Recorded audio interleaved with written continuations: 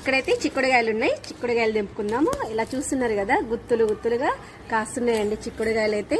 ఇలా ఒక 1/4 కిలో చిక్కుడుగాయలు వెళ్ళినాయి అనుకో, ఒక చిన్న ఫ్యామిలీకి అయితే సరిపోతాయి కదండి.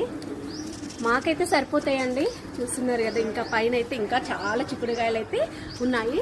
తెంపుతాను పైన కూడా. ఇంకా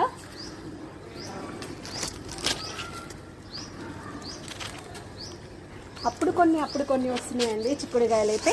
కానీ అలా ఒక 1/4 కిలో ఒక 2 సార్లు వెళ్ళినాయి అనుకోండి, ఒక టమాటా కూర, టమాటాలు వేసేసుకొని కూడా వండుకోవచ్చు. ఇక్కడ చూస్తున్నారు కదా, చాలా అయితే చిక్కుడుగాయలు వచ్చాయి. ఇంకా ఉన్నాయండి పైన అయితే.